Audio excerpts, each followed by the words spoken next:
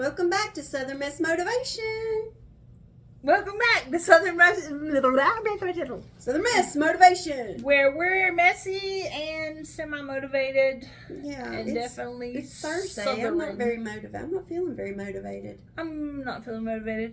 But we Do not constitute services or advice. so basically, what we're trying to say is, we'll get on here and talk shit, but we ain't telling you what to do with your lives.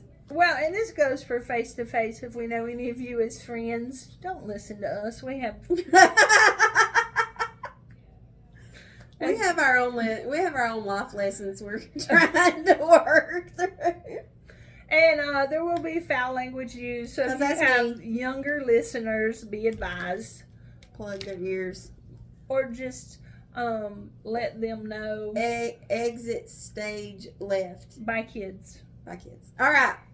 So today we went a complete 360 with one of our topics today. We actually have had some different, how do you say that? Parenting questions, thoughts, parenting questions, comments, parenting situations come at us.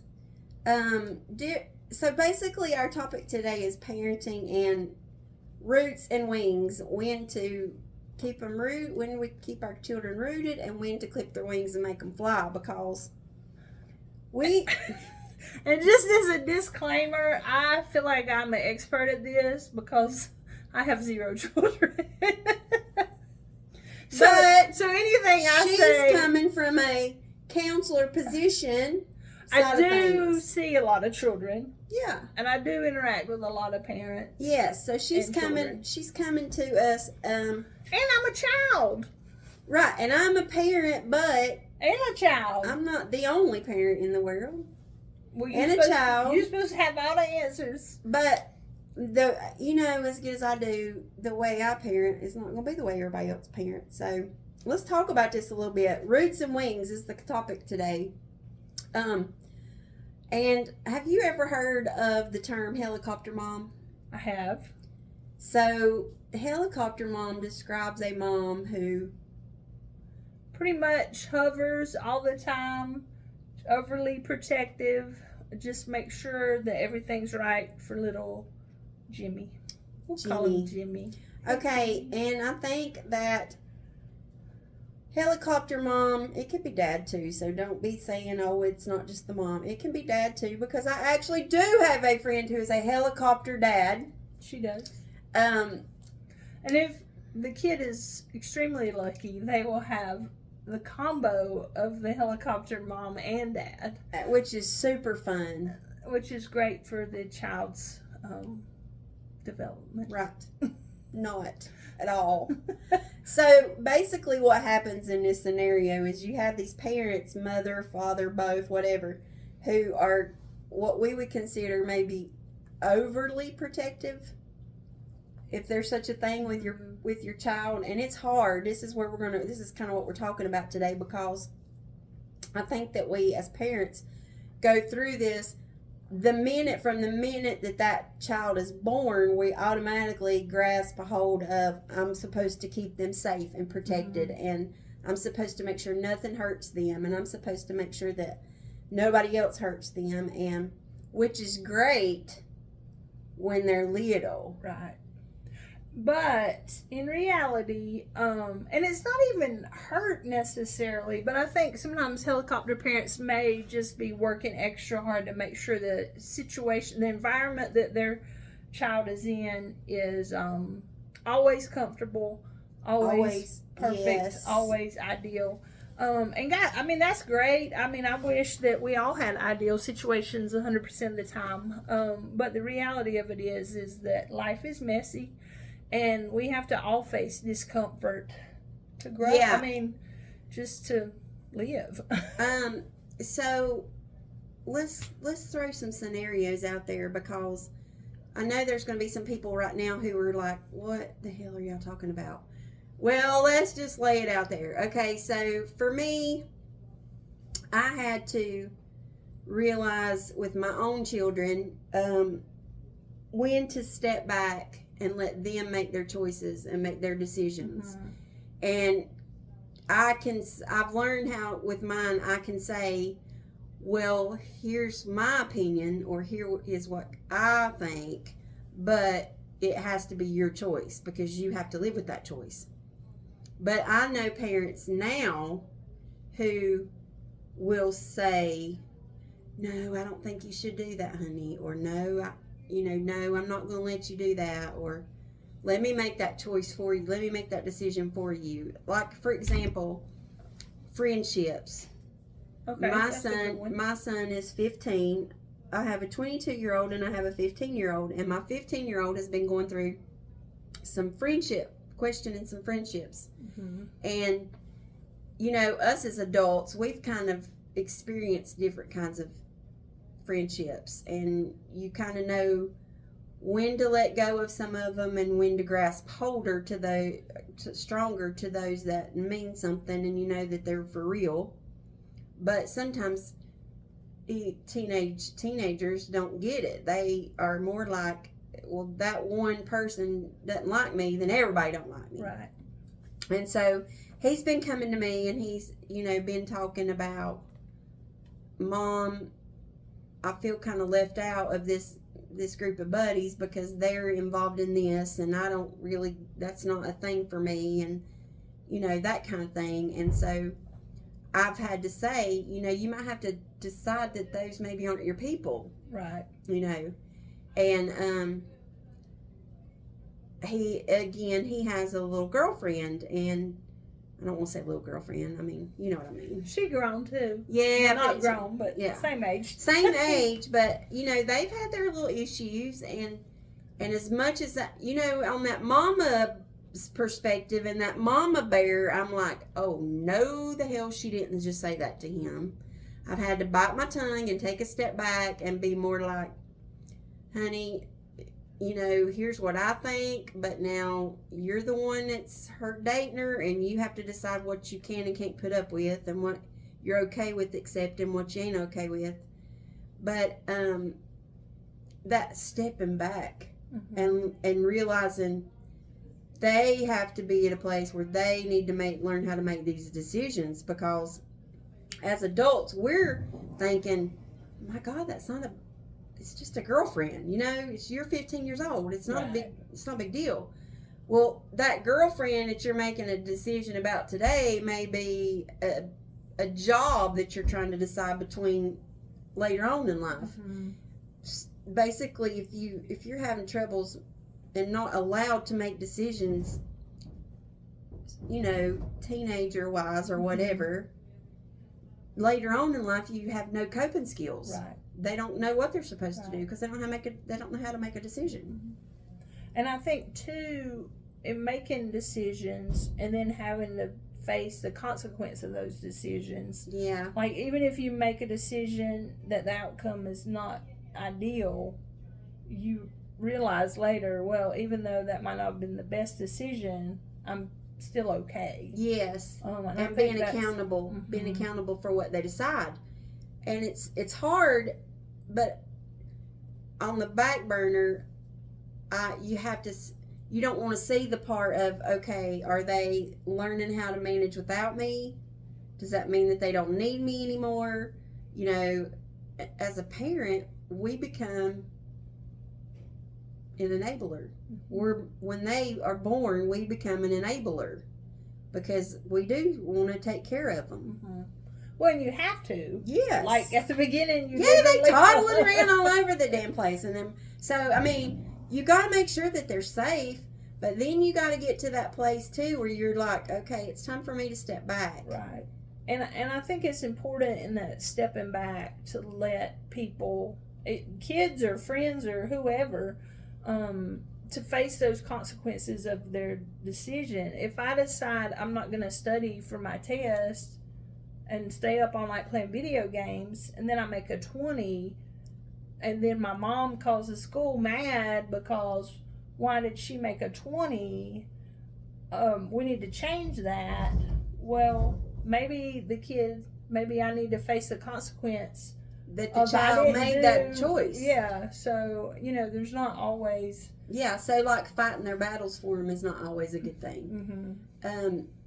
Now, this friend of mine that I talk about, his children are older, Mm-hmm. and he still to this day is huge, and huge. I'm not even going to say hover dad. I'm not so sure if he is. I don't even know where to go with that whole conversation, but I think in my eyes, from what I stand back and see, I'm not so sure he hasn't become dependent Mm-hmm. on feeling like they need him. Right. And I, like I said before, I don't have kids, but I can see where that would be hurtful to get to the point. Like in my job, I work with kids from pretty much kindergarten through 8th grade, and there's a kid now who's in 7th or 8th grade, and when he was in kindergarten, I spent so much time with him because he was always getting in trouble, and it was pretty much a daily thing. Right. And as he got older, that decreased because he started doing better. And now as a middle schooler, like, there's hardly even communication when I greet him in the hallway. Right. And it kind of hurtful. It hurts a my little bit. heart a little, Yeah. because I remember, and he's not even my kid, Right. but it's kind of like he used to need me. Mm-hmm. And he used to want to talk to me, and Right. Right. So it is kind of like, I can't imagine how much stronger that feeling would be if it's your personal kid that you've done so much for, Mm-hmm. and then they're slamming the door and going in the room and not talking to you. Yeah, for days. Sometimes it'll be days. So, I mean, I do think as the adults in situations, we have to think about, okay, why is this so important to me? Mm-hmm. Do I need to feel needed? Why do I need this? And, sometimes kids are just rude, and, they need to show respect to their parents or whoever. But I think, too, looking at our role and how does my relationship with this person benefit me? Right. If they need me all the time, or if they come to me for help, like, makes me feel smarter, Mm-hmm. or whatever. Well, I was researching some of the reasons parents have a hard time letting go, because after talking to some of my friends, and I've told you this, I feel like sometimes like the shittiest mom ever, because sometimes I'm like, dang, maybe I don't care enough. But it's not that I don't care enough. It's I want them to be independent. I want my kids to be able to make choices on their own. And if they know I'm there, if they need me, if like legit need me. But I also don't want to be all up in their face and their business and their lives either. Right. So some of the reasons that parents have a hard time clipping those wings, those roots, so the wings can spread and fly. Feeling of loss, like you're losing them. Mm-hmm. Companionship, which is weird to me. Well, and I think different parents are in different situations. Yes. So I think, especially if there's a divorce, and like me, my oldest was 4 months old when my dad passed away. Okay. So I felt like I clung to him, like he was my safety net, because I was going through that grief of losing my dad. And so to this day, I'm like, I kind of am thinking, I feel like maybe there's a special bond between me and him because of that reason. But I think it was like I attached myself to him. You know what I mean? Well, he probably kind of kept you going when you were going through that, because you couldn't really grieve at the time because you had to take care of him. Yeah.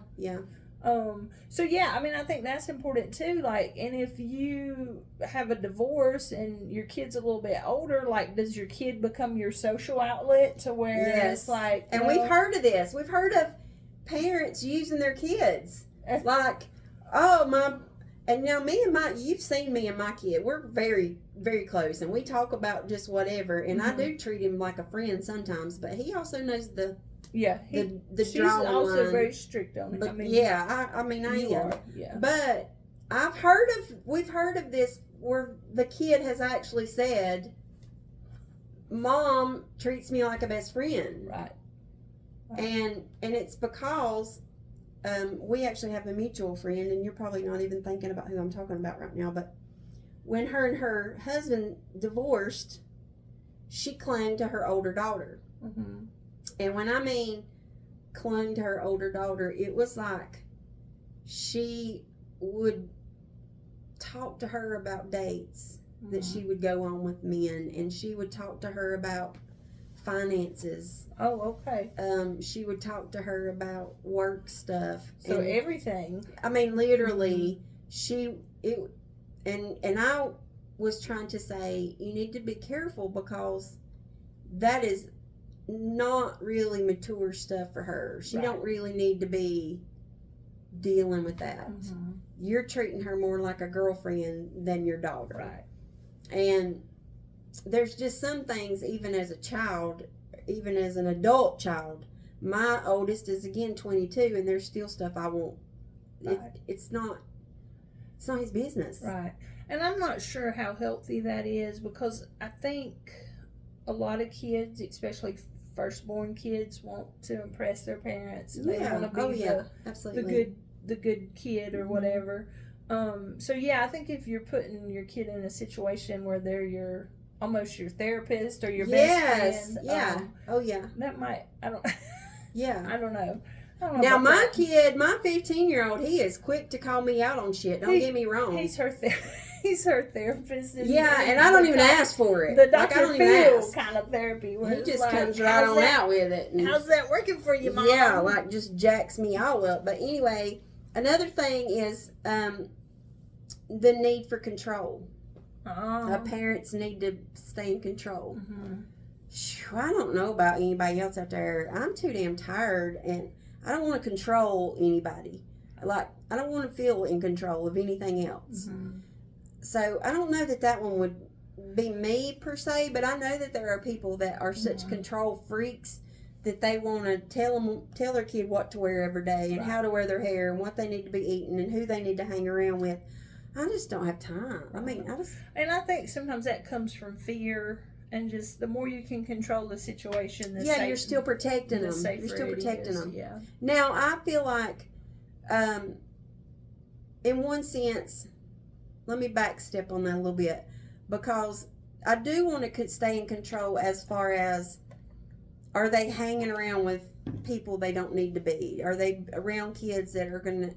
Right. Is he pull doing them what into- he's supposed to Right, do? right. Now that I do want to stay in control of, but when it comes to who he dates, or, you know, a movie he watches, or, I mean, again, he's 15, 22 at this point, but now like my 22-year-old, when he turned 21, you know, he was all about him and his boys was going to have a throwdown party, and and which he did, and I didn't say anything, and I actually helped him with his party and helped him get ready, which now everybody listening, he stayed the night, he stayed put. They had an overnight party, so nobody, but they did have a good time and just hung out, and but now they his friends will come into town and they'll meet at the local bar in town, and they all have like a mixed drink and they'll eat a meal, and but now I find myself thinking, oh my God, is he driving home? Has he been drinking?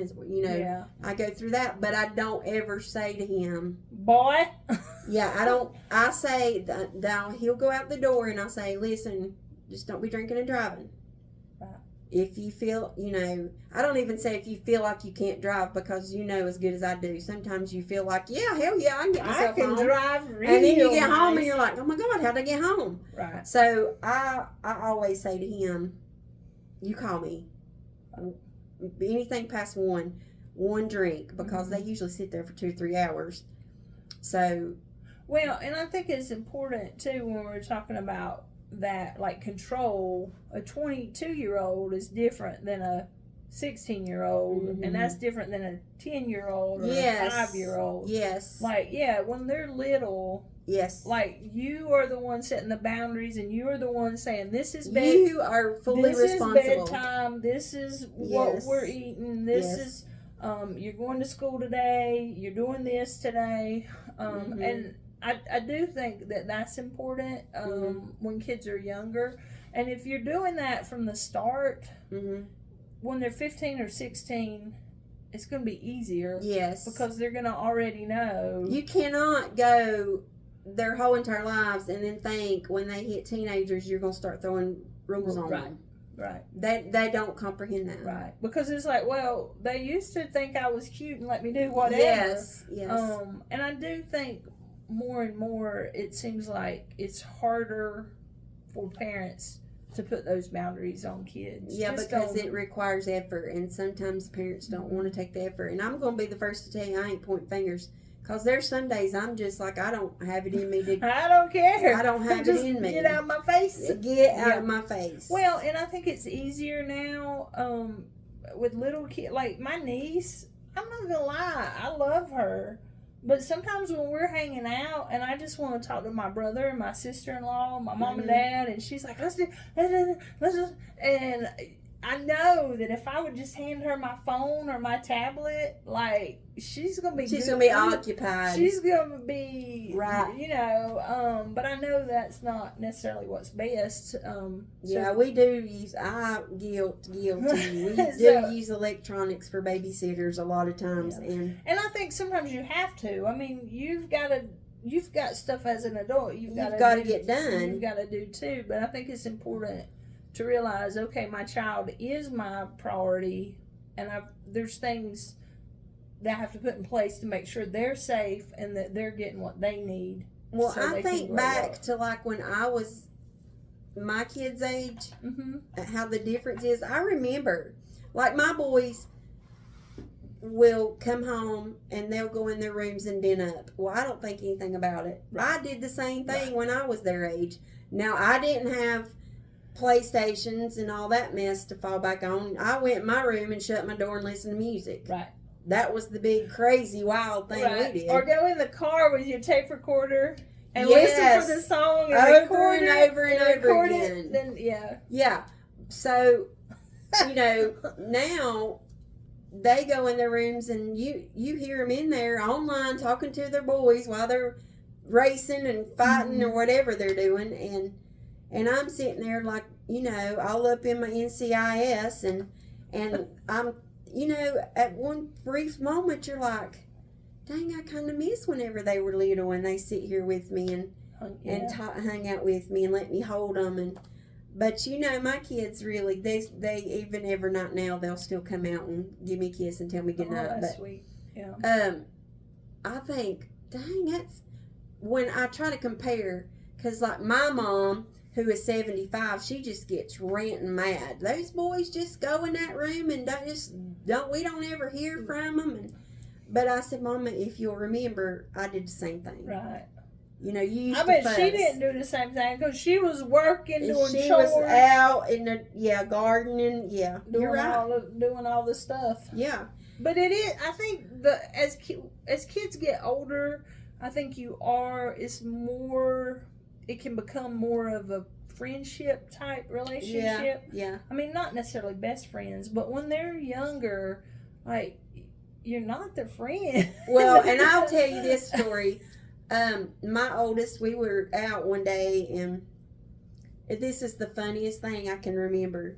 He is very just real dry sarcastic kid, and he's an introvert, so he's not like blah blah blah, blah all the time like me. But me and him had a mama son day, and we went to dinner or to lunch one day, and I can't remember what happened. Somebody pulled out in front of us or something, and I can remember he went, shit. Well, I thought it was hilarious. Right. I mean, I was just like, Right. that is the funniest thing I've ever heard. So I'm looking at him, and I just kind of looked at him, and he went, I'm so sorry, Mama. I didn't mean to say that. And here I am, like, laughing on the inside. Yeah, because I'm a cusser. I don't cuss all the time, but I do cuss. But anyway, he just let that word roll out, and he was so embarrassed that he'd said it in front of me. Well, at that brief moment, it hit me. He looks at me as a friend. So he looked at me, and out of his mouth, he said, "Mom, it is so cool that I don't have to panic if something like that comes out of me anymore."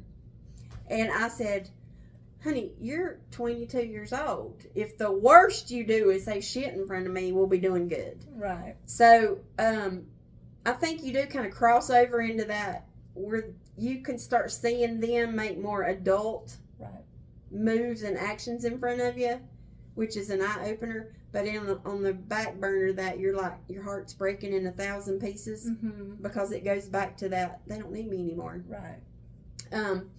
Well, and to even not just not being needed, but I think, and I'm maybe totally off base here, but I think we kind of have an idea of how we want our kids to turn out and to be. And, agreed. And it's like if they go off from that script a little, like you still love them. Yeah. And you're still going to be there for them. Yeah. So, like, how much do you let them know, hey, this is not what I thought was going to happen with you? Right. And I think as a grown child, when I decided to get a divorce, that I was really... You were afraid to tell them. I was really worried about what my parents were going to say. And then, not long after that, when I started dating somebody who I knew they would not approve of, it was really hard. Like, it stressed me out. And why was that? You didn't want to be a disappointment? I didn't want to be a disappointment to them. And I didn't know if they would just be like, don't ever come back here. Of course they didn't. But you hear people, and growing up, I heard people say, well, if my daughter did that, kick them out. Yeah, I'd be done with them. And you hear that, and I mean, people do that. Sadly. So, yeah. Well, it kind of interested me about some of the reasons, like, some people just don't want to accept that their child is growing up and that they're not a baby anymore. And my mind went straight to, we have a child that you and I know of right now. And this little boy is first, second grade, maybe in kindergarten, I don't know. But he talks like a baby all the time. And at first I thought, oh, that's cute. But then you're like, why are you still doing that? Why are you still talking like that? Right. Well, I got to noticing one day he was out with his mama. And he was like, Mommy, can I go? Blah, blah, blah, blah, blah. And she's like, yeah, baby, it's okay. You go do that. Which is great. I'm not saying anything about that. But in my mind, I'm thinking, oh. She still likes the baby. She wants the baby. She likes the baby. Yeah. And that's funny because I remember, I don't know how old I was, but I remember my mom fussing at me. Why are you talking like a little baby? My mama did too. I remember my mama saying, why are you talking like that? It might have been last week. I don't know. I don't know when it was. Last night when I told Mom bye, I said, good night, Mommy. Good night, Mommy. And it's hard to let go. And that's the thing is, it doesn't mean that you're like turning them loose. I haven't had a problem, myself personally, I haven't had a problem with so much pushing. That girl's like packing her bags. Pushing. But as more, I look at it as more of an excitement for them because I'm like, get out. Yeah. And see what you can do with yourself. Yeah. But I have had people say to me, my kid's 23 years old and they still have a curfew, and which is fine. I had a curfew. I live, and you get that whole, you still live under my roof, you gonna go by my rules. which I get that. Mine Right. do. Mine have rules too. But the thing is, you have to get to a place. I think you have to get to a place where you learn. You have to let them know that you trust them. Right. And I do think different situations require at whatever age require different Yeah. things. Oh yeah. But even now, like if I go to my mom and dad's house, for a long time, I've lived with people, men, but we would not sleep in the same bed at my mom and dad's house. Oh yeah.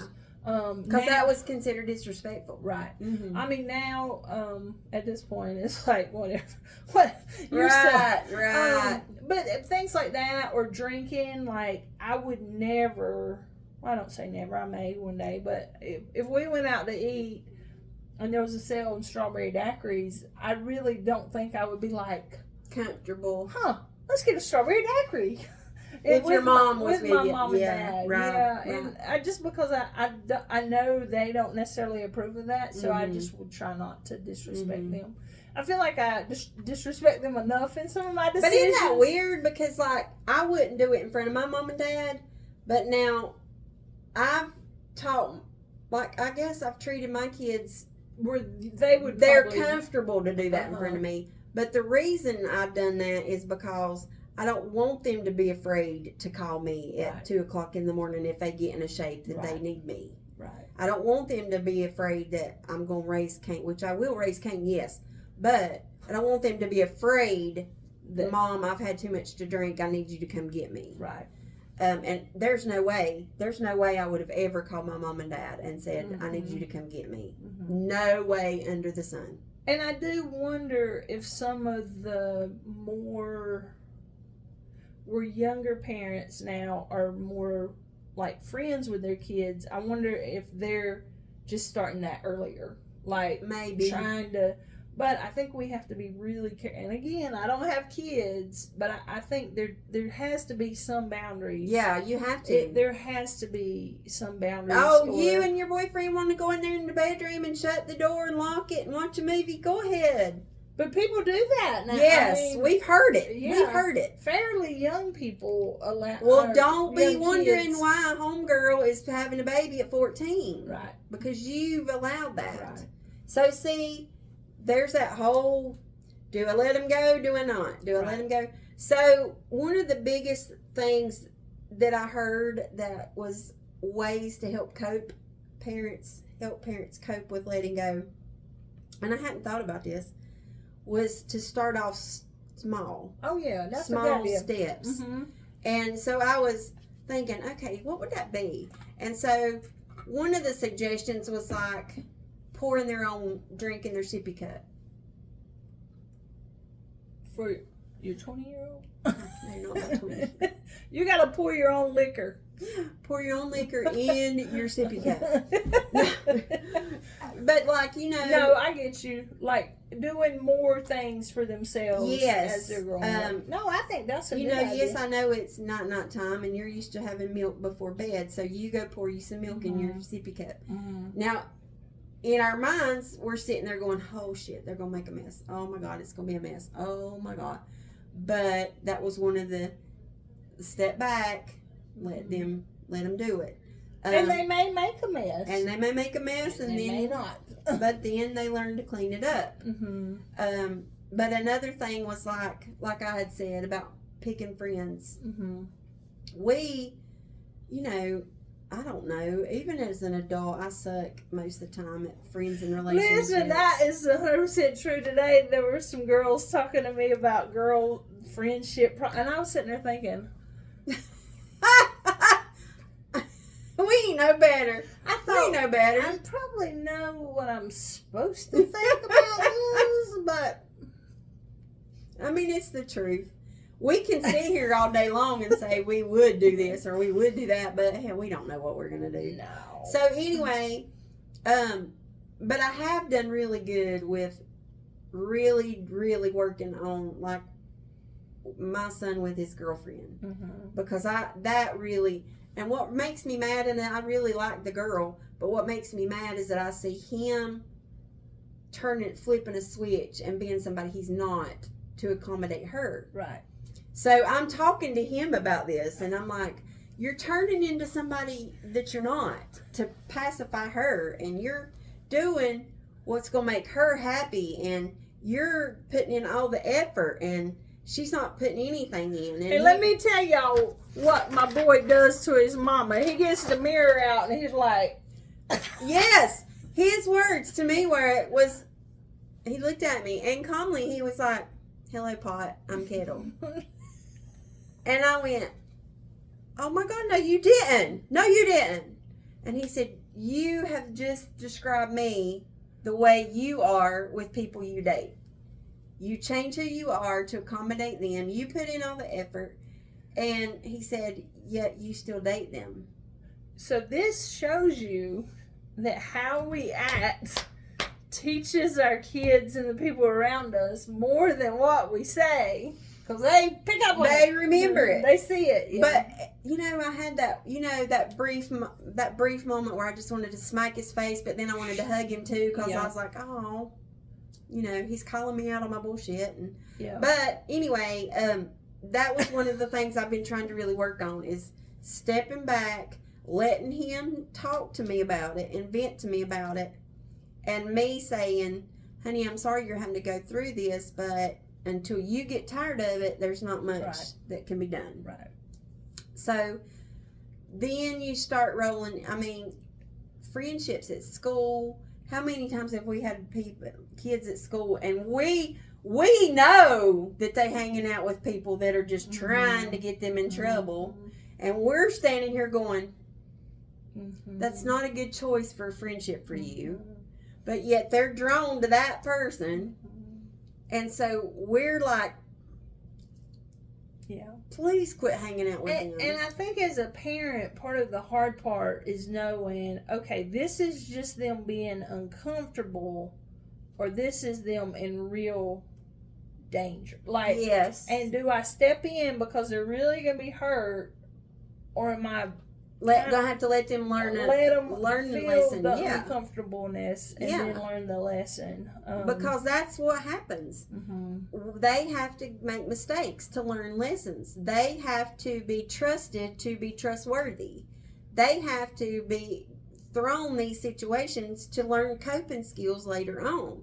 You don't want to have a 35-year-old son who has no flipping clue how to pay a bill, or how to wash a clothes. I mean, you know what I'm saying? Right. Those are just insignificant things. How to face a situation that needs to be faced. Yeah, I mean, and I think that is the thing I see the most, is just this total meltdown when things are uncomfortable. And we've had this conversation too about how kids are so anxious these days. Their anxiety is through the roof. And they do. They have a lot of stress and stuff that they have to face on a daily basis that we would probably never have to face. And I get it. I totally get it. Right. But I think us as parents, like, I don't want to be that mom. I don't want to be that mom. One of my kids, my oldest kid, actually said to me, he has a couple of friends that are away at college. And he actually, I said, where have you boys been? They haven't come home. You haven't said you haven't seen them or nothing. I said, what's going on? I said, are they busy at school? And he said, no, Mama. He said, and he named one of them. He said, he don't like coming home. And I said, what do you mean he don't like coming home? And he said, he hates coming home. He hates being home with his mom and dad. And I said, what do you mean? What does that mean? And he said his mom is all up in his business. Like, where are you going? What are you doing? Who you gonna, that kind of thing. And he said his only breath is to be away. Right. And so, of course, I'm like, oh, do I make you feel that way? Right. Please tell me I don't make you feel that way. And mine is like, Mama, we go days and don't even speak. I don't have that problem. I don't feel that way. But I mean, that is a hard transition when you've moved out letting go for them to And go then- to college and, you get move, married. and then you come back home. It's like I'm not a child anymore. I've been on my own. I'm living on my own. But and then the parents are like, "But you're here." So now you're back under my rules. Right. So I mean, I do think that's kind of It's hard. tricky. It is hard. So communication is really important, especially with your older, well, all kids, but especially when you're I trying think to navigate those. I think so. And guys, all this stuff we're saying, like, there's always exceptions, and there's always kids with different needs from their parent. Needs are good. Yes. Because I mean, there are, there's which is why I said everybody parents different. Mm-hmm. I get it. Yeah. So if we're saying something, and you're like, they don't know my child. You're right, we don't. We don't. Or we might, but I don't even have my own most days. So, that's why, just take what we say with a grain of salt. We're just throwing some stuff out there that we've heard other people say and Right. other people talk about. Just remember, I think, as we probably close up for this I time, think so. just remember that we want to hold on to them, yes. But we also want them to be able to fly when it's time for them to Right. fly. And I do respect parents who are navigating that.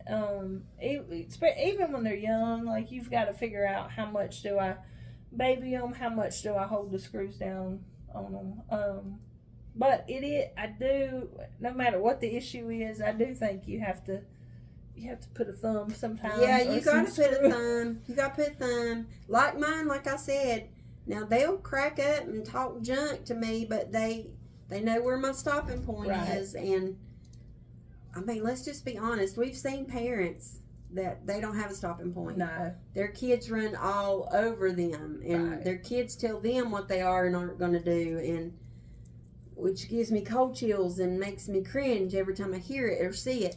But Well, and if you're struggling with that and it's hard because you're like, well, it's almost too late to do, I mean, get some help with that. There are therapists that can help with that. There's parenting classes, because it's not going to get easier. no, and what we see is the parents think that they're taking care of them and protecting them and being cool and getting along with them because they're making all these choices and for themselves. I want to do this. I want to do that. I don't want to do this. Mm-hmm. But then there's going to come a day, and we all know it, where somebody's going to say, no. That's not how it is. Or there are times where you have to do certain things. I mean, I understand you don't want to be at school today, but right. suck it up, Buttercup. You got to be at school today. So that's another thing about boundaries. If you don't set them now, when they get older, just for this example, It's just going to be harder. I mean, like we have some right now that are like, I don't want to be at school today, so parents let them stay home. a large amount. And large parents amount. are just like, okay, fine. Yeah. Well, later on in life, when they're trying to hold down a job and pay bills, and they just get up and they're like, I don't want to go to work today. Right. It doesn't work that way. Right. So, it's boundaries. But that's why we kind of called this Roots and Wings, because you work developing those roots with those kids, all for them to grow up and clip their wings so they can fly. Right. So, anyway, I guess that's about it for this time. That's all. Hey guys, we wanted to give a shout out to our sweet friend Sherry, who made these cool little shirts. If you can't see them, look. Look at that. They say this one has butterflies and moon faces on it, and it says, "This is just another face." She's been hooking us up with t-shirts. We love them. Purses, we love them. I'm not going to talk about anything else. Some people have a birthday this weekend. Happy birthday to me. Anyway, some of my friends and Sherry gave me A birthday candle. a birthday candle in the shape of a certain body part. But anyway, we won't talk about it. I wanted to give her a shout out. She's got some of the coolest things, and again, shirts, earrings, wax burners, just all kinds of stuff. Just look her up if you're on Facebook. Tiny Buffaloes Boutique is the name of her little business, and it's growing. She's booming. Tiny Buffaloes Boutique, and you can Facebook her and message her, and she's good about shipping stuff to you, whatever you order. So shout out to Sherry at Tiny Buffaloes Boutique. And tell her you heard about her on Southern Miss Motivation. Tell her and she'll give you a thumbs up. Yeah. Or she's going to completely deny that she knows us. She's going to be like, who? Right. What? All right, guys. So we hope you've enjoyed this week's episode. We kind of wanted to do something totally different. We kind of got away from the relationships. The relationships. Well, these are relationships. Well, these are things every time. And, our Dork of the North.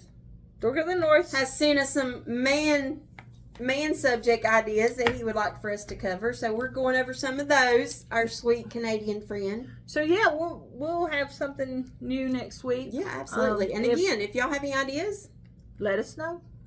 Reach out to us. We'll see you guys. All right, bye guys.